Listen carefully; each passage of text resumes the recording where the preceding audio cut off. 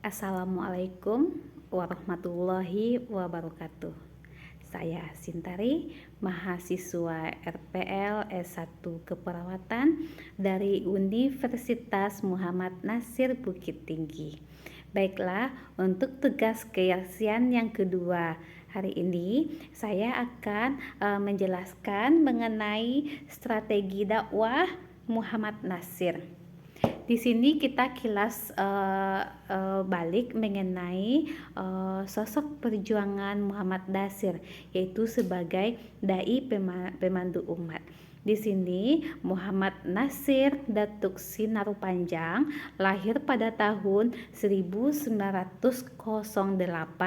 di Jambatan Baukia, Alahan Panjang, Kabupaten Solo, Sumatera Barat. Muhammad Nasir merupakan anak ketiga dari 4 bersaudara. Muhammad Nasir merupakan tokoh yang cerdas. Beliau menamatkan HIS. Ia berhasil meraih prestasi istimewa, diberi kesempatan melanjutkan ke Mulo Mir Uitgebreit-Lager Anderwich dengan beasiswa dari pemerintah Belanda, belajar bersama murid-murid Belanda, lalu mendapatkan beasiswa lagi ke AMS, Algemini Middle School di Bandung untuk jurusan sastra barat klasik. Kemudian pada tahun 1927 sampai 1930 Muhammad Nasir lulus dengan nilai yang tinggi, berhak melanjutkan ke Fakultas Hukum di Batavia. Lalu begitu banyak pelajaran pendidikan yang telah ditempuh oleh Muhammad Nasir. Lalu Muhammad Nasir masuk ke dunia politik praktis menjadi anggota Partai Islam Indonesia pada awal tahun 40-an, memimpin organisasi Majelis Al-Islam Al-Indonesia atau MIAI.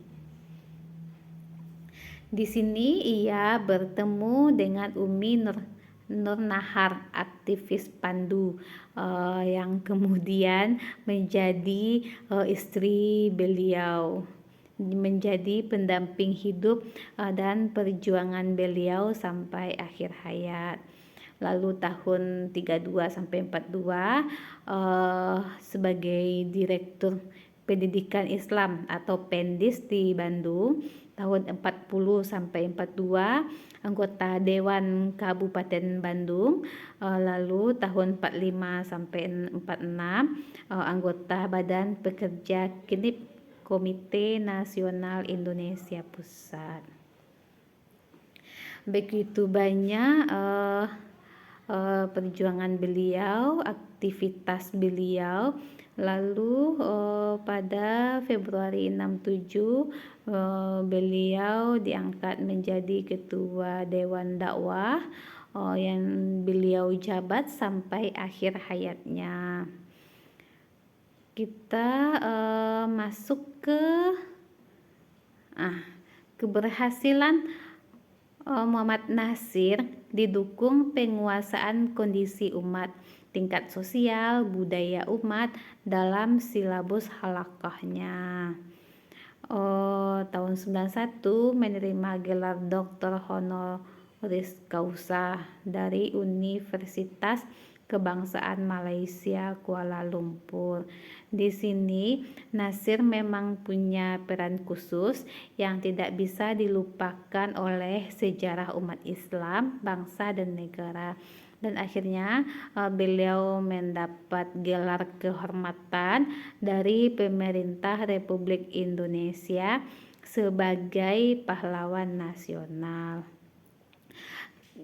Gagasan dan gerak langkah Bapak Muhammad Nasir membangun umat dakwah ila Allah itu membina kerjasama dan ukhuwah, memajukan pendidikan berkualitas, membangun masyarakat yang sehat.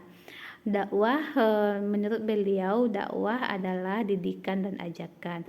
Dakwah Islamiyah pada hakikatnya suatu usaha yang digerakkan secara sadar, terarah dan terpadu, mengubah seseorang, sekelompok orang atau suatu masyarakat menuju keadaan yang lebih baik, sesuai perintah Allah dan sunnah Nabi Muhammad Shallallahu Alaihi Wasallam. Tujuan dakwah tidak boleh berubah, yaitu upaya membinanya menjadi umat kokoh yang akidah dan kuat kepribadiannya, memiliki akhlak al-karimah, berurat ke hati umat. Di sini beliau tidak membiarkan umat terombang-ambing tanpa arah dan tujuan. Itu merupakan suatu kelalaian yang susah dimaafkan, terlebih oleh umat itu sendiri. Membiarkan diri terbawa hanyut dalam berbagai keadaan dan situasi merupakan kesalahan yang besar. Pekerjaan ini bukan sekedar pengisi waktu yang kebetulan berlebih. Sewaktu-waktu harus menjadi pekerjaan yang masuk agenda. Harus disediakan waktu dan harus pula dilakukan dengan keyakinan. Lalu kekuatan tumbuh dari hasil musyawarah. Dengan memelihara keutuhan persatuan secara bulat, mengutamakan persaudaraan dalam ikatan jamaah, baik sebagai perseorangan maupun bersama-sama, tujuan yang dicita-citakan insya Allah dapat tercapai. Lalu kesejahteraan masyarakat akan terwujud melalui peningkatan kecerdasan dan ilmu pengetahuan. Niscaya dengannya diraih kejayaan. Begitu pula untuk seluruhnya. Lalu pengembangan dakwah yang teratur pada gilirannya akan selalu berbekas di hati umat.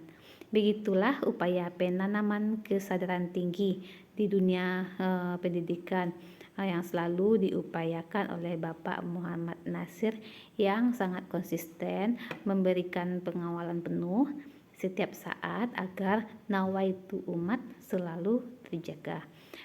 Nawaitu yang lurus dari dai dan umat akan memperlancar gerak dakwah, kesehatan dan pendidikan.